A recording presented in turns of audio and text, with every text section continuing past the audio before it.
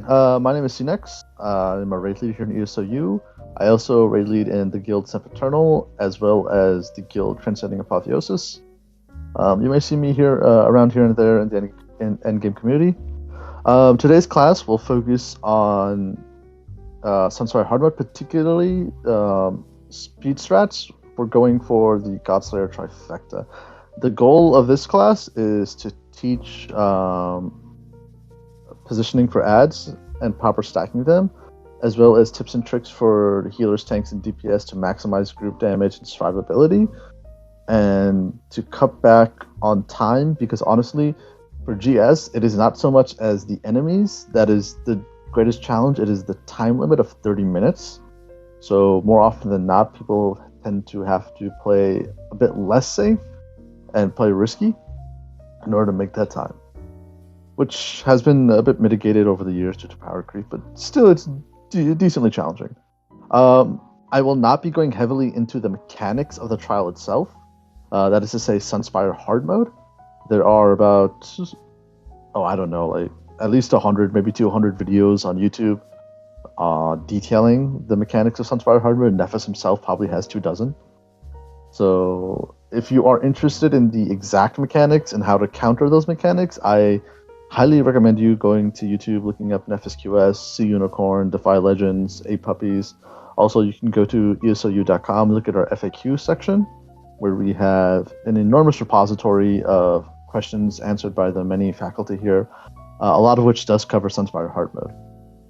Okay, so also, if you have any questions, I will try to have 5-minute intros after each boss fight, so that you can ask questions. So let us begin. This is a stream of a recent Godslayer that we did in the Guild Sempiternal about 2-3 weeks back. The point of view that I'm sharing currently is from the OT, the off-tank. His name is Kozin, wonderful guy. And let's go ahead and begin. I will reduce the volume just so you can hear me better.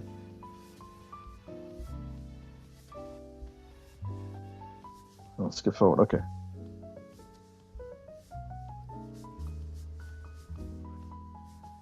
No, it's too far. Sorry. All right, first ad pack.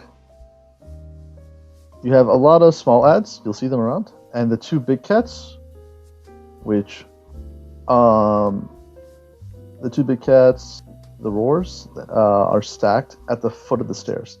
Quick question: can anybody tell me why the group is stacking in the pond and not at the top of the stairs? Does anybody know? All right. So you don't get smacked when the I forget what they're called now, but when the 2-hander comes out, he'll smack the shit out of you. So when these 2 ads die, the Alkosh roars, 3 ads spawn. There's a Fate over here, as you can see. He's haunted. There is a Will right here, so that's the Ruin, and the Will is coming. No, that's the Ruin, and that's the Will. The Will spawns right here at the top of the stairs. If the group is stacked here and the Will is not taunted immediately, like even if the tank is even 1 GCD late, it'll cleave the group, and I guarantee you people are going to die. So for safety reasons, it's better to have the group stacked here in the pool, and that first pool, the 2 Alkosh roars, keep them stacked here. And then what happens is, you notice Kozin, after he taunted this, the Fate that's stacked here. Let me go back 10 seconds.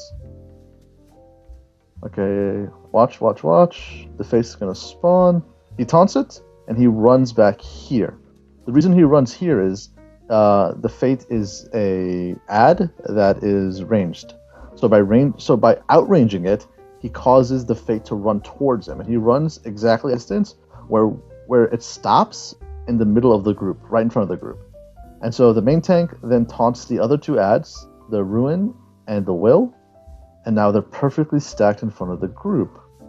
This allows them to die very quickly to AoE damage. Quick tip for anyone who's tanking this. The Ruin, this is the one right here, the one without any weapons, it just uses its hand. Kind of walks like Michael Jackson's Thriller. Pretty funny. It does 2 things. It does a conal cleave, which you cannot point towards the group. It hurts quite a bit. And then it does an AoE explosion. The AoE explosion must be blocked by DPS and healers. It does a significant amount of damage. And if you don't block it, even the tanks should block it because, again, the damage is significant and it does stagger you. As a tank, you don't want to be staggered because you maybe lose a GCD here and there, and you may take an unblocked attack, which is not good for you. Okay, once these 3 ads die, you're going to have 2 Joan Claws spawn. Okay, there's the Will at the top. It comes down, the tank turns him around immediately. Good job. And then the other tank is grabs the big cats. Now, Kozin is running away here. The reason he is running away is because, again, as I mentioned before, in a Sunspire, your biggest enemy here is not the ads or enemies, it is time. You have 30 minutes for a Godslayer, so you want to cut as much time as possible. So while everybody else is killing those 3 cats over there, Kozin is running ahead, and he's going to sit on this door. And then as soon as combat is over, he's going to open this door. That saves the group a couple seconds. He runs through. And he's going to go preemptively pull the next ad wave. The reason he preemptively pulls is, again, in a non-GS group, you would go together as a group, and then you would probably sit around here, and then the tank would count down 3, 2, 1, pull. In this way, everything is preemptively stacked, and that saves you time. Again, it's about making the run as efficient and quick as possible, because that's what GS is. It's about making that time. So, blocks that. And as soon as this cat dies, the next wave spawns, and he's going into position. He's memorized everything. Wait, my bad. I pressed the wrong thing. Let's go back 1 minute. Alright, it dies. The Will spawns. Again, the Will has a nasty cleave, so it has to be taunted immediately. And he brings it into group. The main tank takes it off of him. He's chaining in all the small ads.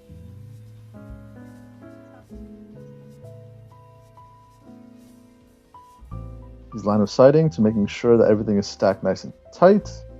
And then as soon as everything is dead, he's running towards the door. Again, he's going to preemptively pull the next pack. This cat in particular, you have to be careful, because as the group goes through, this is a Gale Claw.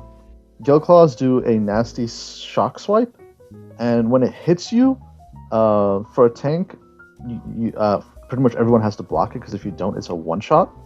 So if it's facing towards the group when it does the swipe, the AoE may hit the group. So be sure that when you pull the cat, you try to turn it around as fast as possible. Or you try to pull it before the group actually gets to the door, so that you have it ready in position prior to the group being there. And it'll swipe any second now.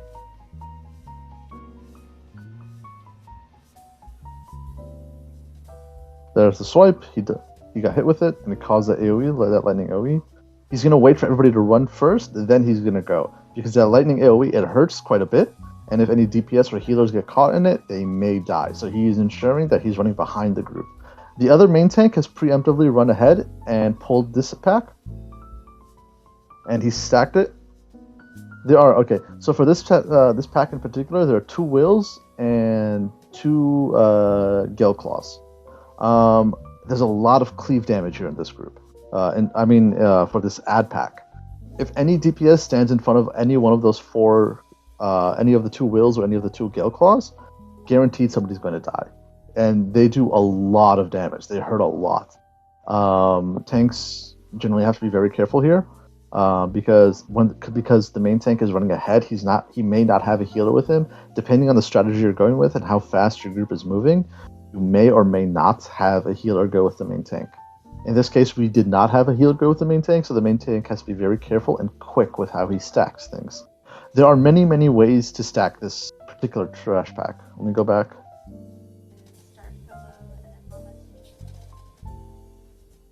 Okay, one trick is for the main tank to taunt everything and run over here into this corner, right behind this pillar here.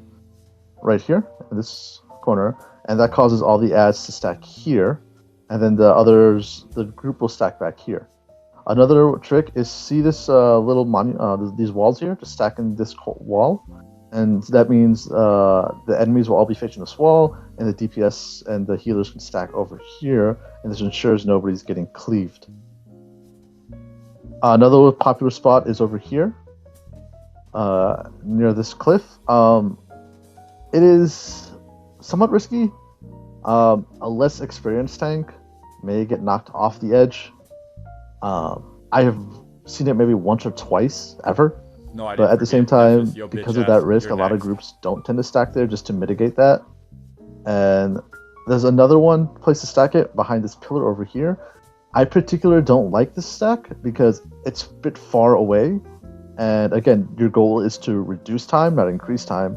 So by stacking here, I personally feel that you're actually increasing the amount of time it takes for everything to be properly stacked and pulled in. And this is the 5th spot, right here at the wall. Everything is nice and stacked. The wills are going to jump. They jumped. They're going to land somewhere in the group. DPS are going to scatter, make sure they're not in the AoEs, and then the wills are going to back in afterwards. OT is going to run ahead. And the reason he is running ahead is so he can turn off the braziers. The braziers are what turn on hard mode for Lokestes here.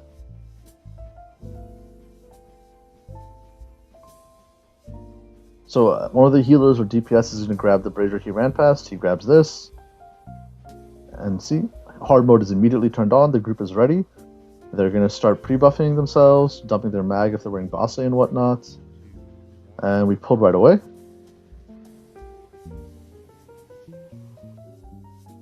You'll note our main tank, if you can see right there. Okay, he's standing all the way at the edge. He is range tanking Lokestes. He's not melee tanking Lokestes. This is done for 2 reasons. One is Lokestes' breath. He does his dragon breath, his ice breath. The ice breath can be procced, meaning you can control when it comes out if you range taunt it, because the breath has the higher priority amongst all the other abilities. So if you range taunt it, he won't breathe you. If you range tank it, he won't be able to breathe on the main tank because the main tank will be too far away. As soon as the main tank comes into range, he's going to breathe immediately. The reason this is useful is because the breath lasts for 2.6 seconds, which is 3 full GCDs.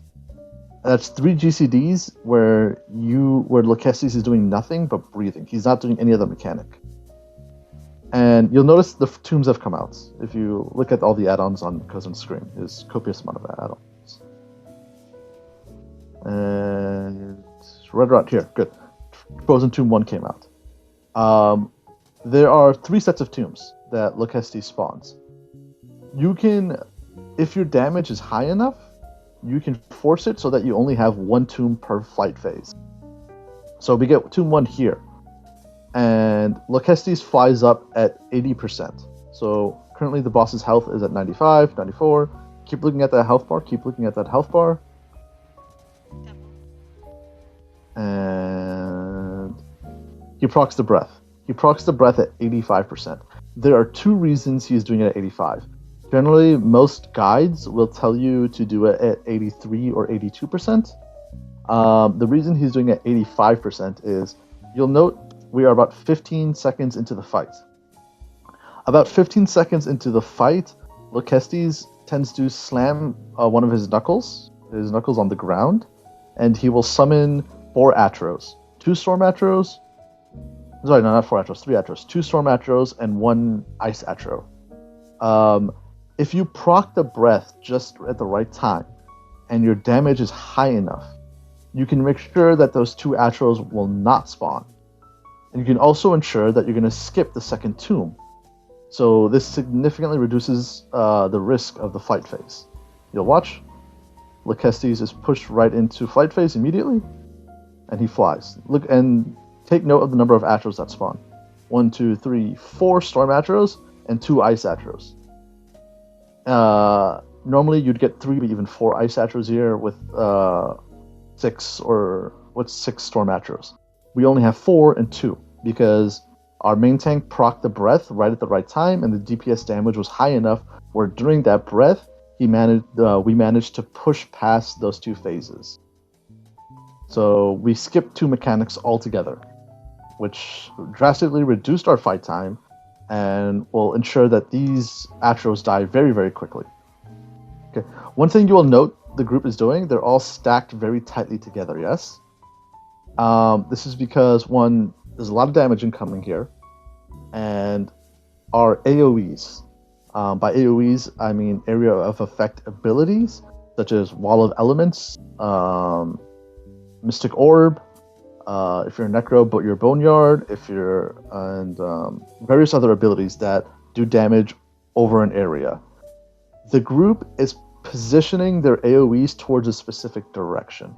So you see these two Storm Atros here, they're getting cleaved, and the orbs and the walls and all the other area effects are going towards this Atro over here. So meaning, while we're focusing these two Atros, these Atros over here are also getting cleaved. You'll note the group wasn't even on them, but they're already reduced by about 35%. Already 35% of their health was gone, even though the group was completely focused on a different Atro. This is because the cleave of the group's damage was towards these two Atros. So that's always something you want to keep in mind as a raid lead. You want to tell the group to cleave towards a certain direction, and that direction is normally towards where as many other Atros you can get. And then you have this one lone Atro over here, the fourth one. Okay, let's go back just once. I'm not sure if you heard her, but our raid lead. Here, let me.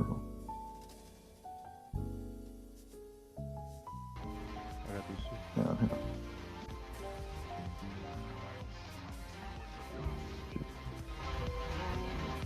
Blocking group? You heard her say blocking group, yes? So, when the Atros, the Storm Atros, I should say, they get 25% or lower health, execute phase, they start exploding. They turn into these giant lightning AoEs. It does a lot of damage. Healers have to start ramping up their heals, and DPS should block. It is very unsafe of you to not block that damage. It is quite, in fact, in my opinion, it's downright stupid not to block that damage. Because, again, during this phase, there's a lot of incoming damage, and you'll note these two Atros are stacked tightly together. They spawn together. And as soon as they get into execute, they go into execute together. They both start exploding. You'll note the giant explosion. Two Atros exploding at once is a massive amount of damage taken by the entire group. In cases like this, as a raid lead, I would tell the group block, and if in a case like this where you have two Atros exploding, I would even play it somewhat safe, although unnecessary. I may say shield. On Lakestes, even though it is not necessary, it's 100% not necessary, I highly, highly recommend all DPS to run a shield, because it'll save your ass in so many ways. Really, it will. I've seen many GSs thrown or lost on Lakestes because they died to something that could have been shielded through. It is not necessary, but it helps a lot having a shield on this fight. Then the group transitions. One thing you should do as a raid lead, especially particularly for this fight, it is very important that the group moves together. You'll note we're all moving as a cohesive unit. We're not spreading out. This fight, the moment you start spreading out, people are going to die, because it's very imperative that the group stays together so that the heals are focused in one spot. Traditionally, you go with the raid lead. You follow the crown. That is what we always say. You follow the crown. Stick to your raid lead, and wherever the raid lead goes and whatever the raid lead says, what call focus, that is what the group should do. Obviously, the tanks can move independently because they have significantly more damage mitigation and health, and therefore they're a bit more self-sufficient.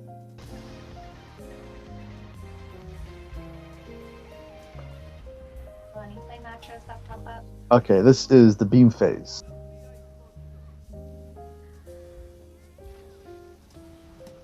Get into positions, Lakestes beams comes out, and then the static effect hits. It's a massive dot, does a lot of damage. Barriers go out here, and healers are just spamming combat prayer and a huge amount of heals. DPS are either they preemptively shield sometimes to help the healers reduce damage, and then once Lakestes comes down, they start doing damage again. Alright, 2-1. Okay, also you'll note the off tank is chaining in the fire Atros. These fire atros, they explode if they stayed alive too long. So by chaining them into a group, they die quickly from group cleave.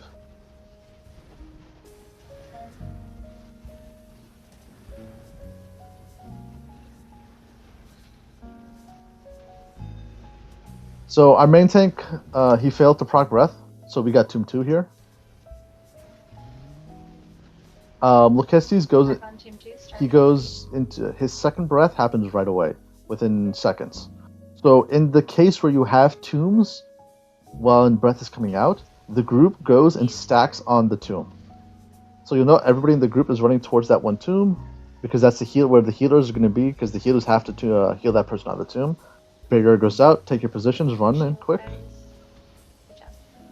And they shield, they do their best to survive. Also, during this phase, I should go back. Okay. You'll note the Storm Atros are already out. You do not want to push the Storm Atros into execute. You do not do damage pre-breath. Because if any of those Atros goes into execute, on top of Lakestes' laser beam and the static dot it puts on each individual person, you are then taking the dot from the Storm Atros and execute. There's a very high chance that you will die, that the group will die. If there's 2 Storm Atros going off at once, guaranteed deaths. Guaranteed the group will wipe during this phase. So you do not push a Storm Atro into execute until the static effect is gone. The AoE, and by static I mean the AoEs around. They'll start disappearing. Okay, they start disappearing now. Now the group moves, and I'm not sure if you heard her. We're starting on entrance. She said starting on entrance. So starting on entrance means wherever the group entered from. So the order is going to be these 2 Storm Atros right here. These 2 Storm Atros. I'm pointing at my screen like you guys can see my finger. I'm so dumb. These Storm Atros here. And these are the ones at entrance. You can't see my... Shut up, enough. My finger? Yeah, my icon. Yeah, I was using my finger. So these 2 Storm Atros are entrance, and she called we're starting at Storm entrance, meaning we're going to go from here towards the exit, where we're going to leave. Just for the record, I was able to see his finger. I don't know what's wrong with you guys. Alright, these 2 stand. Again, these are tightly stacked together, which means they're going to go into execute at the same time. See? They're both exploding at the same time. Preemptively start blocking or even cast a shield. The goal here is to not die. When they're dead, we move on. We'll leave the head one alone, so cleave towards exit. Alright, did you hear what she said? We'll leave the head one alone, so cleave towards the exit. So this was the head one. And so she's calling focus on these 3 remaining ones over here. And cleave towards the exit. So the group is stacked here, and we're going to cleave towards this direction. Explodes.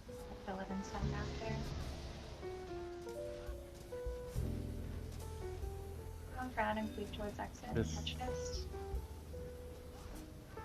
I've seen so many GSs thrown towards that cleave.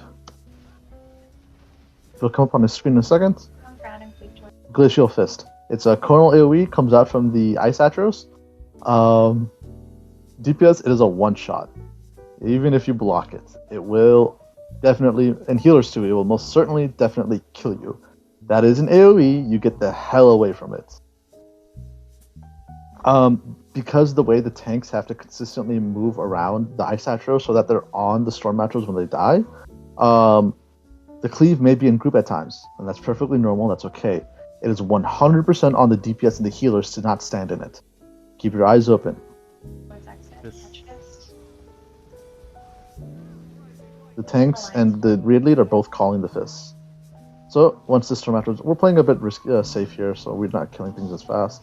Okay, so the Storm Atro, you'll note it's exactly in front of where the dragon landed. So that is why she called don't focus it, because she knew that when it would die and cleave. So this way we could focus the Storm Atro here in the back, and this one could just naturally die and cleave when we all come back towards the dragon. So that was a good smart call. The DPS here are being really dumb. They started focusing the dragon instead of killing the Atro, so it got off 3 or 4 ticks of explosion. It's a bit risky.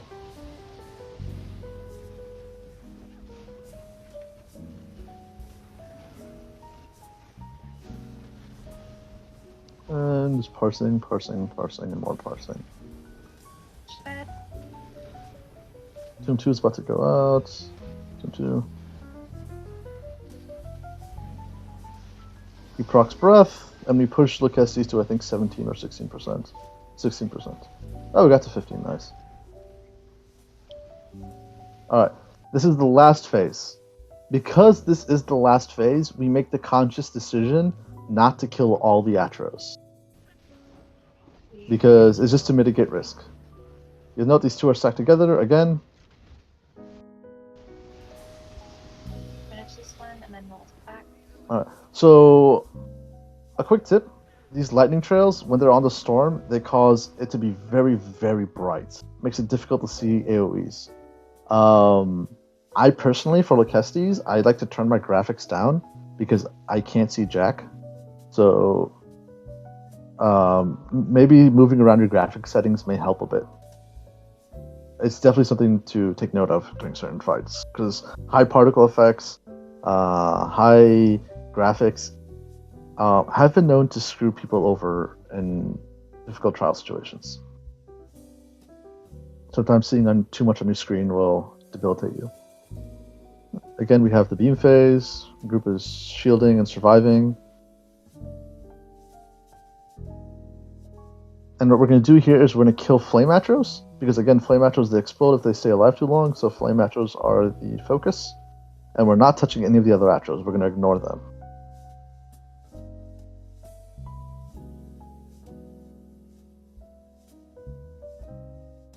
And at this point, it's just killing Callouts, not dying.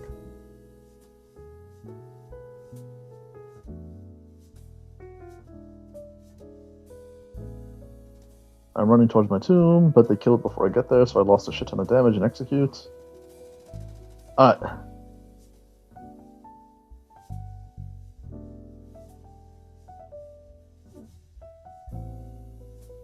Alright, so the stream got muted because his music was DMCA'd. But right now, Kozin, he's talking. He is counting down the prior to the engagement with the ads. Because again, he has not preemptively pulled this because we just got out of the boss fight. All right, I said I'd take 5 minutes for questions. So does anybody have any questions on Callouts before I move on?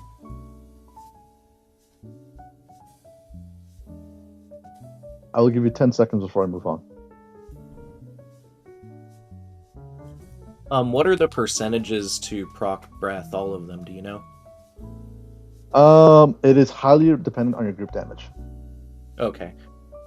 Because let's say you proc it at 83%, and then your 3 GCDs go off, but then after the 3 GCDs of the breath, and your group is still left with like 81% of the boss's health, it'll fly up, right? It won't fly up, because it has to hit 80%. So as a raid lead, you have to make that call on your own. We proc the breath in our group about 5% prior to his fight phase. So the fight phases are at 80%, 50%, and 20%, right? And yes. Procking breath is, again, the breath lasts for 3 GCDs. It's 2.6 seconds, which, again, since everything is based off of a global cooldown, that gives you 3 GCDs, because you can't have 0.6 of a GCD. So as a raid lead, you need to know how much damage your group is doing within those 3 GCDs and make a... People will tell you, oh, it's 82%, oh, it's like 52%. No. It's 100% dependent on your group damage. Right, that makes sense. Okay. Alright, does anybody have any other questions? Why don't you want to stand in those Ice Atro AoEs? Because you fucking died. What if you don't die? Then you're a tank. Any other questions? No? Okay. So, again, Kozin has been DMCA'd here, so his stream will be muted for about the next 5-6 minutes. So he is counting down here prior to engaging with this ad pack. The reason he is doing this is because, again, he's not preemptively pulling this, so the group will be moving in together. The run before this run, this is our GS run, the run before this, you'll note there's a good some 20-30 minutes here. We killed Callouts, no death, Kozin pulled, and one of our idiot parse monkeys ran in and got himself cleaved and died. And we were all very upset. So at this point, we all start playing like cowards, and our damage tanks. So kindly ignore Hodors here, because it's not reflective of all what we actually do. We were playing like a bunch of scaredy cats at this point. Ce-Nex, were you that DPS that ran in? No, it wasn't me. Oh, just making sure. I'll tell you right now, I'm 100% a coward. I will never run into Cleave. Good. Alright, so there's two wills. There's a will right here, you can see his sword. And there's a fate here, there's another fate here, and the last will is over there. And so, Kozin is going to bring in the wills. He's got everything. Slow is going to run ahead. And the other tank, I should say the main tank, he's going to run ahead. Now everything's going to get cleaved down and die. And then group's going to start running. Now what we're doing is called the big pull. You know?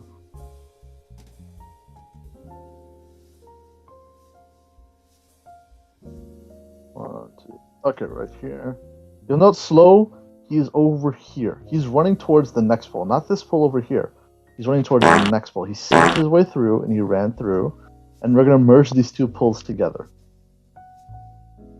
So there's two fire claws, fire fangs here. Kozin's going to bring them over here. There's two different places you can stack these ads. One is, sorry, I should say three. One is right here in the middle. That's the traditional way. But again, we're combining this pull and the next pull together to make them go faster. And so when you're doing that, you can hide behind this wall over here. There's a narrow ledge. It's very risky. I don't particularly like it, but you can do it, and it's common. The second place is behind this cactus. Kozin's going to come here and wait for everything to stack nice and tight. And then behind him, the main tank is going to come up with 2 ruins and 3... sorry, not 2 ruins. Yes, 2 ruins and 3 furies. And they're all going to stack right here. This cactus is a fucking douchebag, and it will line of sight you. So if you stand in front of this cactus, your abilities will not hit these ads. So the group stands over here in this direction. So everything is nice and tightly stacked here. And we're just spamming. And the Furies are about to explode. We all start backing up. You'll notice, actually, you can literally see Bal away. Bal's right here. And the Furies start to explode. And he runs the hell away. Look at him run. He dodges away. And then we just AoE everything down. Quick. Again, we're playing like cowards, so these ads are lasting a bit longer than usual. And then we're gonna go. This is Yulma Cream. Oh, it's just such an embarrassing Yulma Cream. I'm actually embarrassed to show this. Alright, we're gonna turn on hard mode. One person ran ahead to turn on the other one, and so hard now turned on. Should be. Oh, the takeoff. God, we lost so much time. I should have found a better Godslayer. Yeah. Well, again, this is not a mechanics explanation. This is a GS explanation. So at this point, we're already in our wing and head stacks preemptively, and the tanks are going to pull. Ults are going out. The OT is going to stack in the first flare, and then he's going to move towards whatever is necessary. Okay.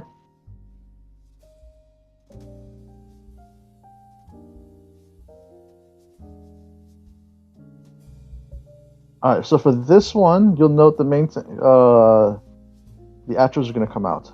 1 Iron Atro and 2 Fire Atros. When the Fire Atro dies, it leaves behind a large pool. And if they don't die in time, they enrage. So really quick, I am going to go over to our good friend Nephis QS and show you how to properly pull in the Fire Atros. Give me some of that juicy news. Alright, the Fire Atros spawn. He tossed both. He runs under the dragon, and he chains them in. And he goes right back out. Because they are chained in, they will now die under the dragon. And the fire, the lava pools they leave behind will oops, my bad, will now also be under the dragon. The reason we chained them in is because, again, those fire atros, they will enrage. They have a set timer on them, and they will enrage. So, in order to make them not enraged, you have to kill them before that. If the group turns around and kills the fire arrows and then go back to the dragon, obviously damage on the dragon is going to drop. As I said before repeatedly, the whole point of Godslayer is to reduce as much time as possible from the run. So what we're going to do now, by pulling them in, is ensuring that damage never leaves the dragon and focus never leaves the dragon, and the atros, they end up getting killed in time. That is why we pull fire atros under the dragon. You baby, mute the hell out of him, please. Funny. Alright, let me mute that baby. Alright, the Iron Atro comes. And we're just parsing and building ult here. It enrages. When it enrages, it does more damage, but also takes significantly more damage. Cheap trick, what you can do here is use your spammables to hyperinflate your parse. Alright, back to the dragon. Also, Yolnakreen's a pretty boss. There's not much to do here. It's just rinse and repeat.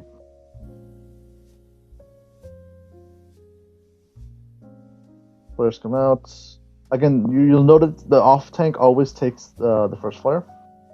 The only time you don't take the first flare is if your damage is high enough and you're pushing only one flare per phase.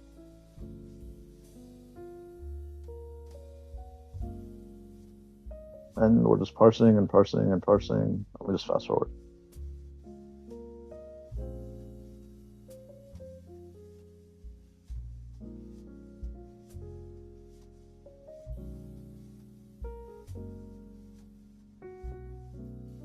One thing we did do, we got lucky with time stops. You'll notice large transparent AoEs, domes appearing repeatedly throughout the fight. These are called time stops.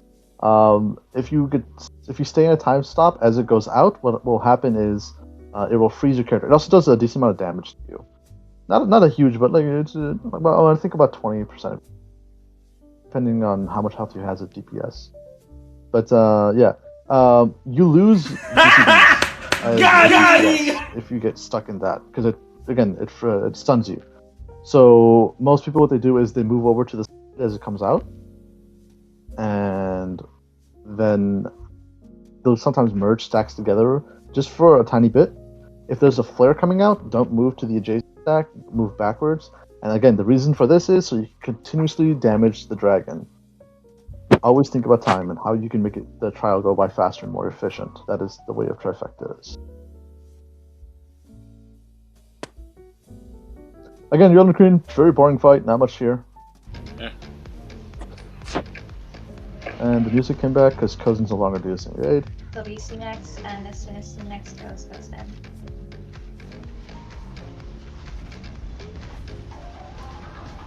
Such. They put me ECMA in this fight. My damage is already dog shit as it is. Alright, you notice the group, they're moving towards the other stack. They got out of the time stop. Let's rewatch that. Time stop goes out. This largest circle AoE is the time stop. You'll note everybody starts moving out of it. They start moving out of it. They're still doing damage and they're moving out of it. Again, I keep saying this, but because it's important, never stop damaging. Because you want to push as fast as possible and hard as possible.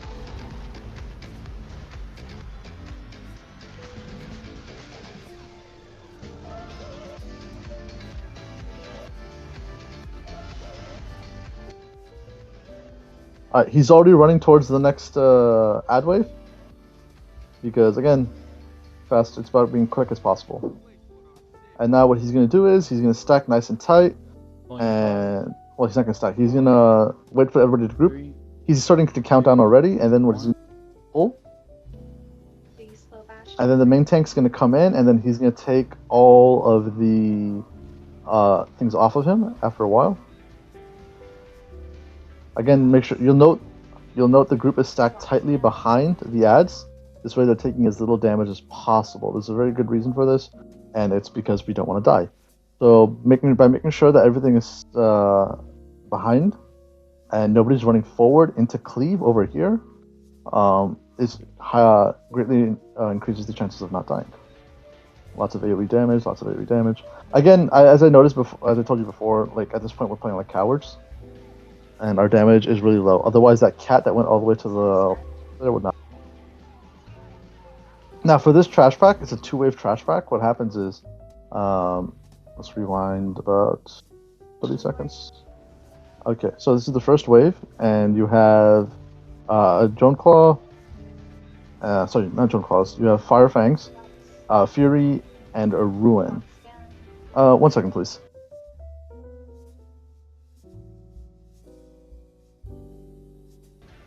My bad.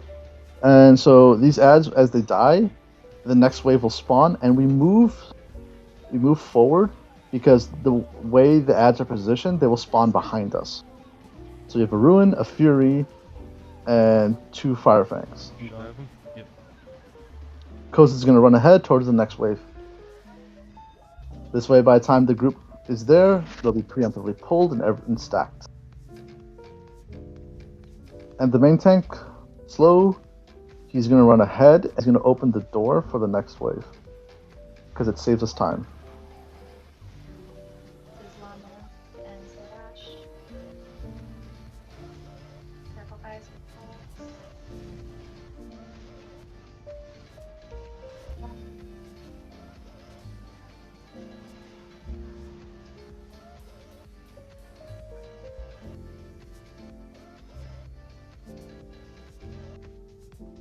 He goes to the door, and they pull, and this is the fire room, the infamous fire room.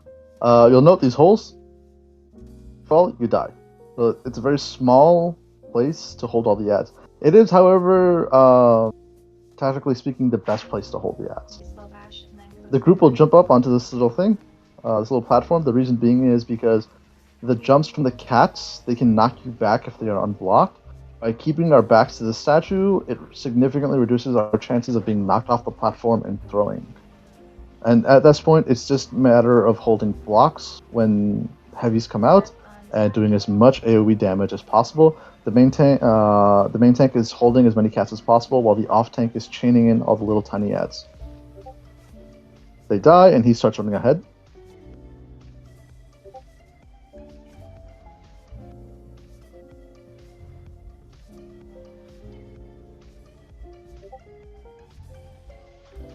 Fire Fang.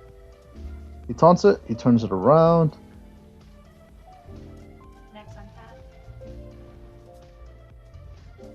The group was a bit slow here. They should have come up faster.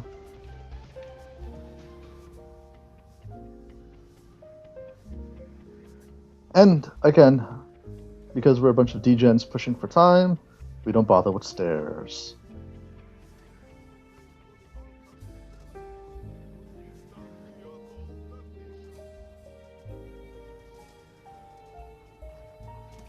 Alright, this one Ruin, one Fury, one Fate, and one oh shit, what's the last one called? One Will. Each will spawn, the tanks will taunt one side each, and what they're going to do is they're going to run past the doors. This forces the ads to run into the door. And they stand right there, nice and tightly stacked. The ads themselves can't go through the door for them, and so their backs towards the group and they get AoE down real quick. Wait for him. I'm back. Holy shit. So what happened here was, in case you didn't catch it, my game froze, and we're all having mini heart attacks. And I came back with just... Oh god, this was such a bad Navi. Triple check your gear, guys. Make sure it swaps. Again, a Fate, a Fury, a Will, and a Ruin are going to spawn. The tanks are going to hold them right in the middle. Oh god, he's manually charging?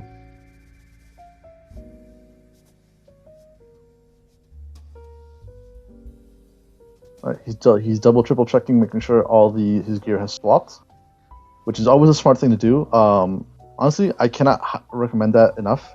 Always check your gear has swapped. If you're using add-ons like Wizard's Wardrobe or Alpha Gear or Dressing Room, Please, as a raid lead, I implore you, every single pull before a boss, please check your gear.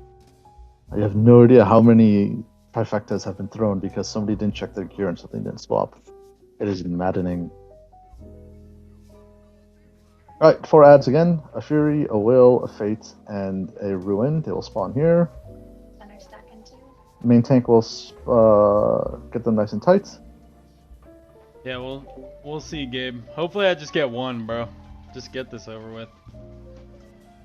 This group's on a timetable, otherwise it disbands, so I feel bad for the people that need it.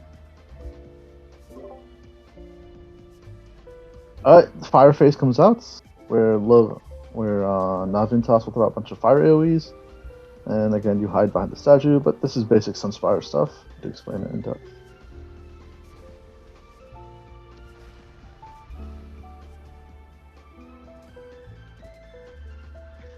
Alright, the first statue spawns on hard mode. We are not killing the statues because that is a colossal waste of time. So the off tank is going to hold all the statues. One thing I should point out, actually, you'll note the group is in 2 stacks. Half the group's here, the other half of the group is here. We are using MA, that is to say Master Architect, for our melee layer. We do not have by Rojo, I mean Roaring Opportunist and Your Volts.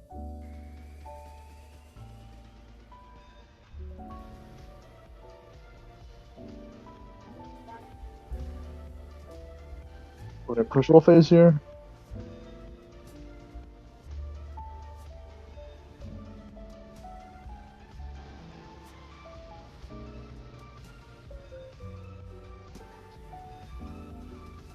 Alright, portal phase. Alright, you'll note exactly 2 ads spawned here during portal phase. Ooh, come on, let's go. Okay. A Ruin and a Fate. Now, the Ruin will be taunted by the main tank, and it'll come stacked right on the dragon's head. The Fate, however, as we have mentioned before, is a ranged ad. It cannot, if the main tank taunts it, it will not move. So what we do here is we have something OOT, the other off tank, or the off tank, depending on which group you're running with. That the OOT is, generally speaking, a necromancer. And like 99% of the groups that run GS, it's always necromancer. And that OOT, in this case, happens to be me. I taunt this Ruin, this Fate, and you'll note it comes running into the group. The reason it did that was because I ran all the way back here. I outranged the Fate just enough, and I came running back into this corner, where it came and stacked right in front of the group, and it gets cleaved down. That is the first responsibility of the OOT. And that is it is the strat for Godslayer group, because you're not killing the statues, so you're pushing for as much fast time possible. So you have a Fury that spawns here, a Ruin that spawns here, a Fate that spawns here, and a Will that spawns here. The main tank is going to taunt these two, the Will and the Fate, and the OOT, which is myself, is going to taunt the Fury and the Ruin over here. And then the OOT comes and they make sure the 2 ads stack in group, at which point the main tank will then taunt them off of the OOT. Because the OOT cannot hold them forever. Because again, well, it depends. If your OOT is in pure tank setup, then it's fine. If they are an actual legitimate 3rd tank, they can hold the ads, so they should be fine. Because we are pushing for damage and time, this group's a bit more sweaty. I am wearing light armor, and I'm in mainly DPS setups. The only defensive setup I have is my front bar is an ice stack for damage mitigation. So I taunt the 2, and I run over. I bring them in. I stand over here, so that the ads come in, and then the main tank will take care of me. And then once they're off of me, I go back into stack. And then we AoE all the ads down. And that is the 80% ad wave during flight phase on Navintas.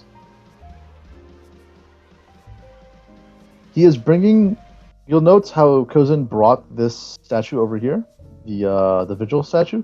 The reason is he doesn't immediately go back here is because he doesn't want the statue to slam on him during fire phase. So he makes sure that it has plenty of walk time because they move very slowly. And he interrupted There's it. a fire archer on me. There you go. Okay, you heard how he called out fire arrow? Again, as we pointed out in Lakestes, fire arrows explode, and when they explode if they're not killed fast enough. So he called it out to make sure the group notices it's there and that it dies prior to it explodes and kills anybody. You guys will need to take care of. Okay, he taunts the second statue, and notice where he stands. He doesn't go all the way back to his usual spot of over here. He stands back here. The reason for this is if he stood back here, the Vigil statue from over here would walk under the dragon to get to him. If it started channeling its interruptible under the dragon, interrupting it would be extremely difficult. The dragons in Sunspire have 2 hitboxes. Actually, all dragons have 2 hitboxes. So if the Vigil statue walks under the dragon, there are now 3 hitboxes in one small area, meaning trying to tab target and interrupt that would be almost impossible. So by standing over here, he's making sure that this Vigil statue never goes under the dragon. Because again, if it channels under the dragon, interrupting it becomes almost impossible, and it will probably most definitely kill the group.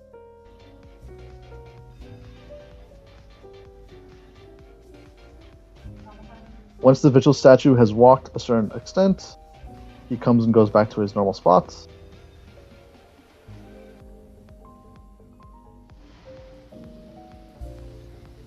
You might get LOS on the ruins, so. You see how we called LOS on the ruins? So where the Vigil statues are standing are exactly where the ruins spawns. So he's letting the tank know that the ruin, and also the group as well, that the ruin may run free for a few GCDs because the main tank is not able to taunt them in time because the Vigil statues are in the way. Nothing he can do about that. It's just the way it is. The group has to adapt. Again, I run all the way back here, and the Fate is back in Titan group, and it should die quick enough.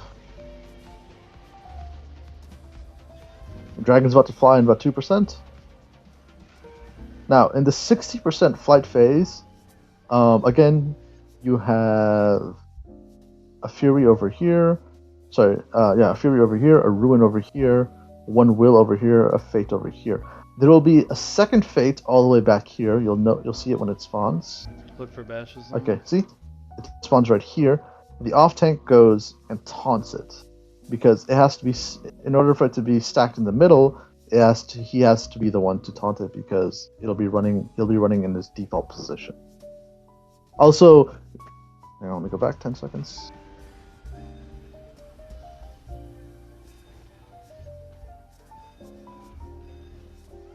Look for bashes on them. Okay, you heard he said look for bashes, so he's letting the healers know, or the group in general know that, in this case we had a designated person, that while he's taunting the Fate and positioning it correctly, that if the statues start channeling during that phase, please interrupt it, I'm busy. That's what he's letting know. So again, it's very important for your supports to ensure that they're communicating with each other. Okay, I can get him.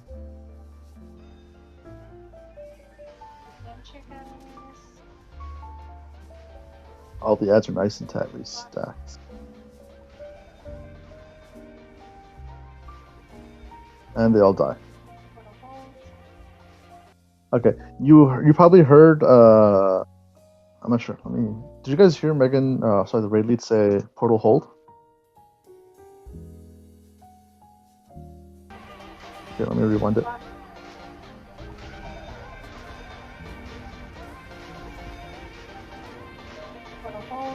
Right there, she said portal hold. So, during Sunspire Hard Mode, obviously, and Veteran as well, there is a portal phase. 3 DPS go into the portals and they fight the Eternal Servant and they have to kill it. Because we're killing the ads really fast, that means we're going to push into fire phase up top.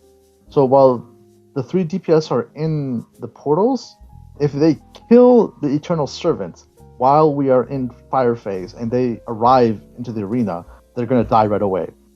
So the raid lead says portal hold, meaning hold your like don't kill it, don't kill the Eternal Servant, because if you kill the Eternal Servant, you're going to end up coming into the fire phase and dying.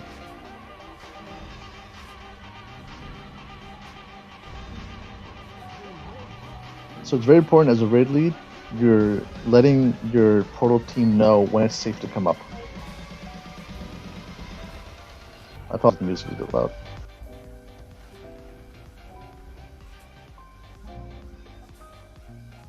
It's safe to come up. She said it's safe to come up. That means the portal team can now come up now. Always communicate with your team. Slam near group. He communicated, slam your group. Slams, they come in suddenly. Group needs to be mindful of it, and the off tank calling it out is extremely helpful. Communication is key in any group.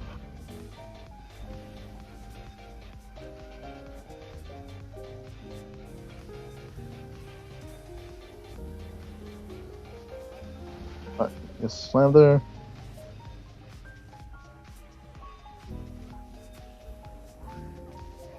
This is where things start getting a bit sweaty.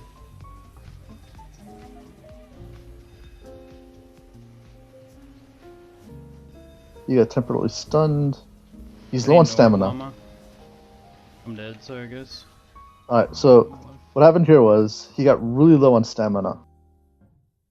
And he got hit by one of these Astro Slams, and he thought it was going to knock him back, which is why he said, I'm dead, I'm sorry. Luckily, we got very lucky, he didn't go into the... You'll note... Listen to him talk. I need an orb, llama. He said, I need an orb. He called for a synergy. Because, obviously, when you use a synergy, you get resources back. In this case, he's low on stamina, so he's like, send an orb my way so I can synergize with it and get resources back. Again, this is so important. Communicate with your raid team. The moment he said, I need an orb, I know like half the group turned around and sent him one of their orbs. I turned around, I gave him one of my yards, synergy. Like, I'm dead, so communicate with your team. Always communicate with your team. Enter.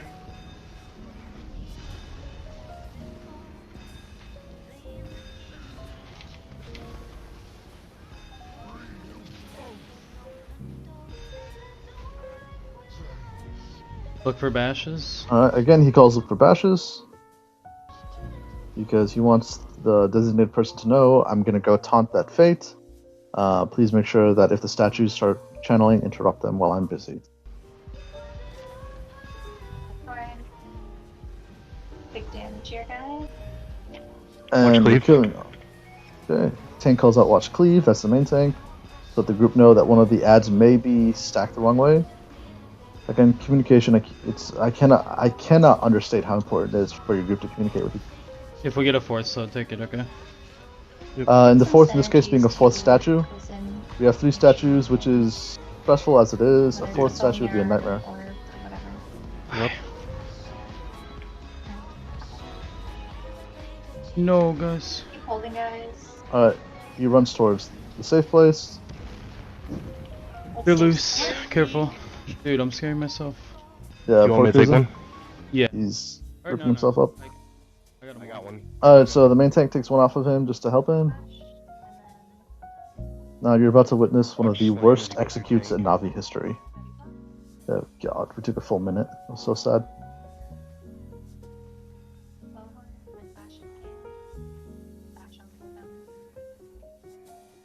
Alright, we're in execute now. This is where meteors start coming out. 3 meteors per phase. Alright, this was really bad. What happened here? Whenever you get meteor phase, sorry, my bad. You always want to call out which direction you're going. Because your game, your client, and the server, there's usually about a few hundred milliseconds to a second delay. So what you see on your screen may not necessarily be the exact positions that somebody else is seeing on their screen. So if you are going one direction and you're like, oh, this guy's coming behind me, they should go a different direction, don't drop meteors in the same place.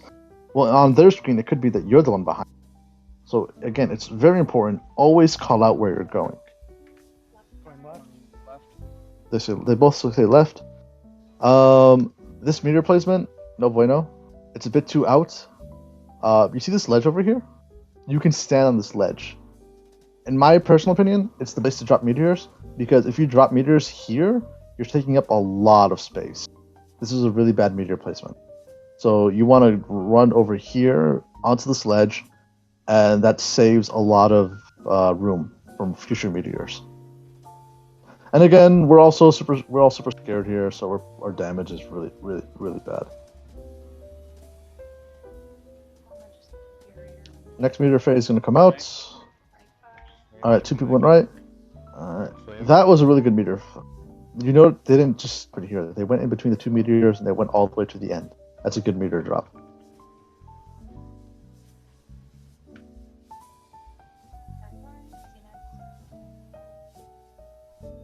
Alright, another meteor phase is about to come out. Horrible meteor drop. This is right in the OT's area. You generally want to avoid meteors here. Because, again, that's where your OT is going to be. Don't make their job any harder than it actually is. That was a really, really bad meteor drop.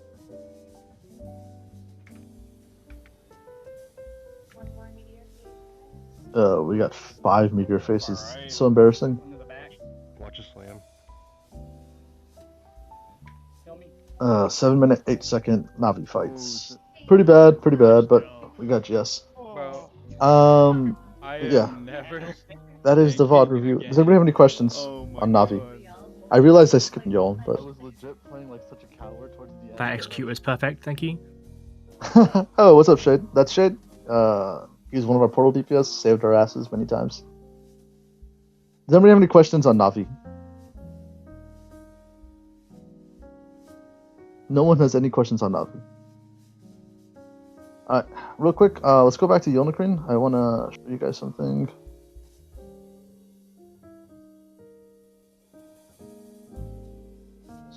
Like, fast forward. This is a really good damage tip. There we go. Okay, you see, can fly in 3.8 seconds, and as well the breath is going out. So, again, we're gonna push the dragon into flight phase in about 3-4 GC. So that's 3-4 seconds. In 3-4 seconds, that dragon is gonna fly. So at that point, you do not want to refresh any of your dot dealer. By dots, I mean over time abilities. Because in 4 seconds, that dragon is going to be up in the sky, meaning your dots are no longer doing any damages to it. So it's not worth casting, because you're not getting the full extension out of your dots.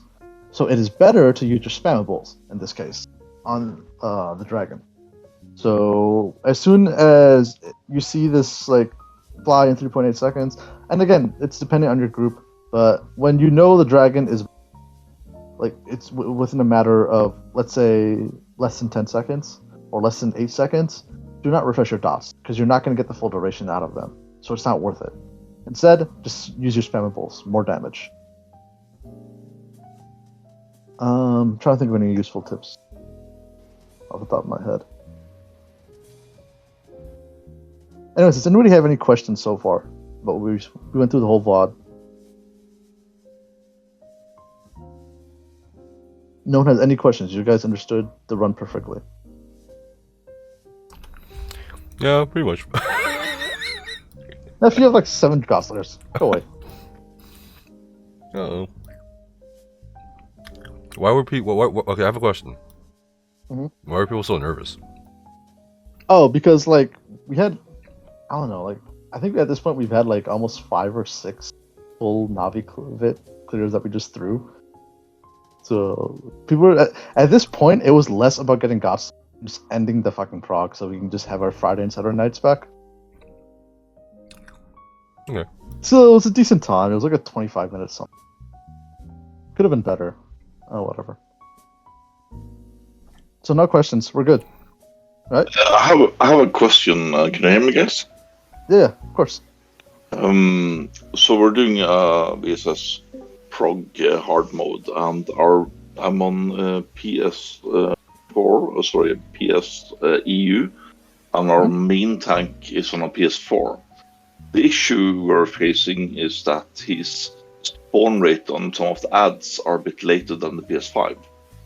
So for the fire boss, when he's about to chain in, he don't necessarily see them before 2-3 seconds before they appear.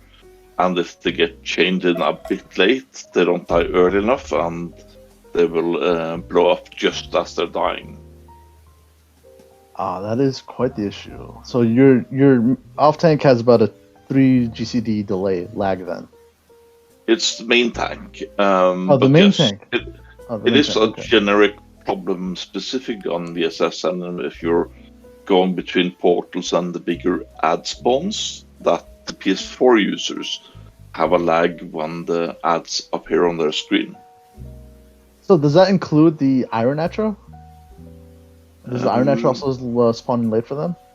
I'm not sure, because the Iron Atro is the off tank is not having any major issues. He has his own concern, but the main concern is not being able to use, let's call it, the tactics pulling the fire Atros underneath the boss, and he feels quite bad because it caused some wipes for the group, and he doesn't like to be the reason for the wipes. He can do it. Because that's not it's a tactical issue, really. It's not a skill issue or anything. No, absolutely not. So that's just frustration. At that point, as a raid lead, I would have to make a call. Either you have the DPS turn around and focus the Atros, which is going to cost you time, unfortunately, but better than dying. We'll go for the clear, and that's what we did today. We got the fire and the ice down, Yeah. but we didn't have then time to do any practice on the last boss because we used more time than we needed. Yeah, we have 2 hours honestly, of time. there's nothing you can do. That's a technical issue, I sadly. mean, there's something you get PS5. Yeah.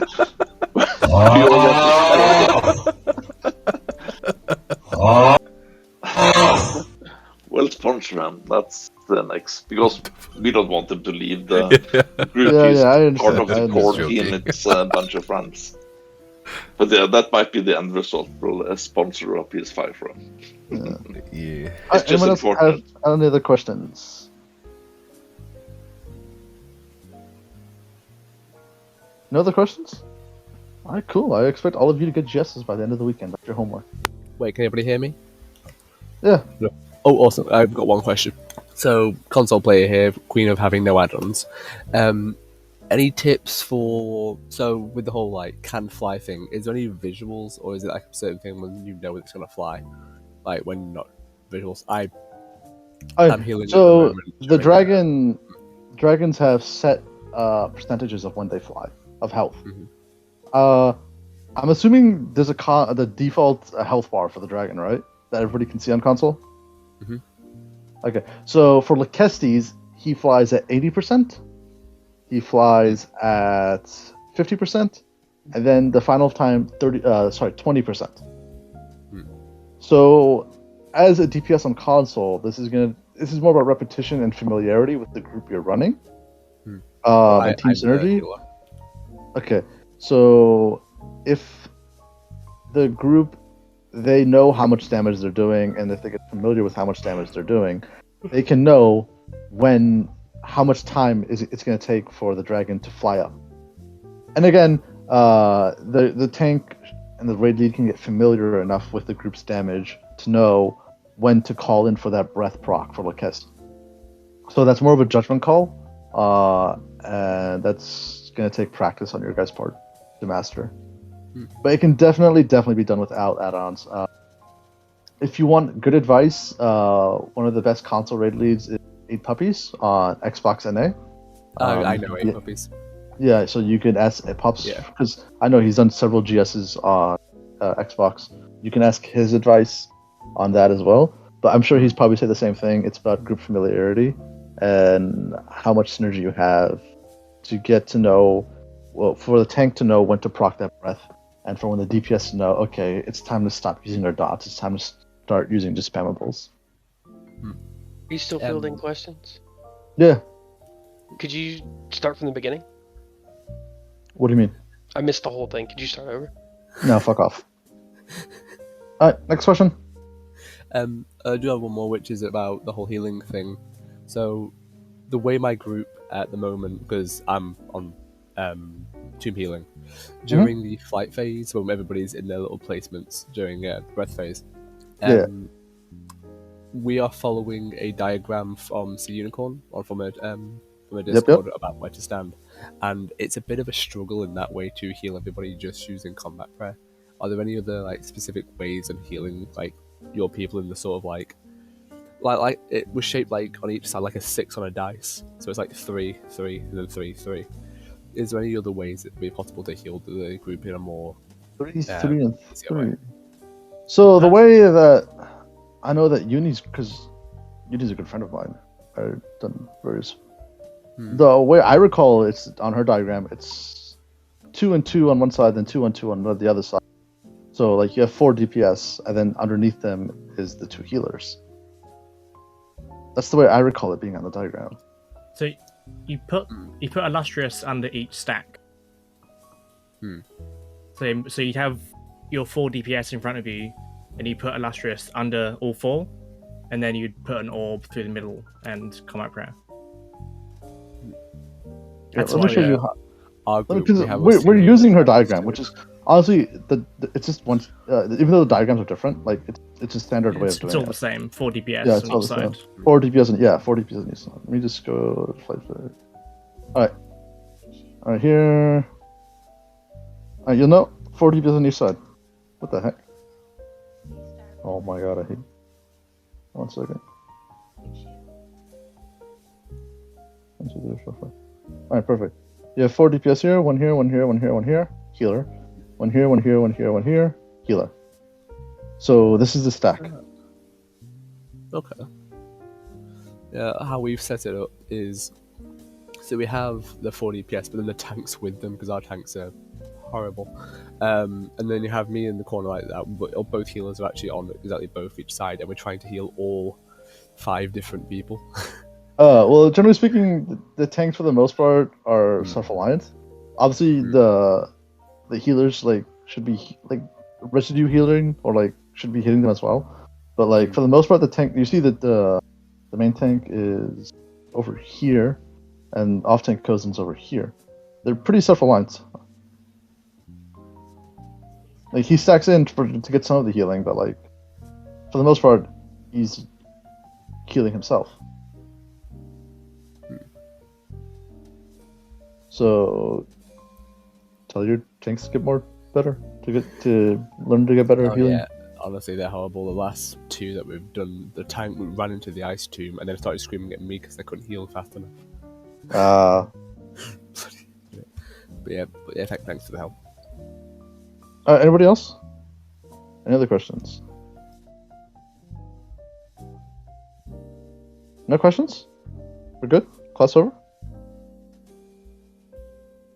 Oh wait, let me check the no mic channel. Sometimes people type out questions. No mic is empty.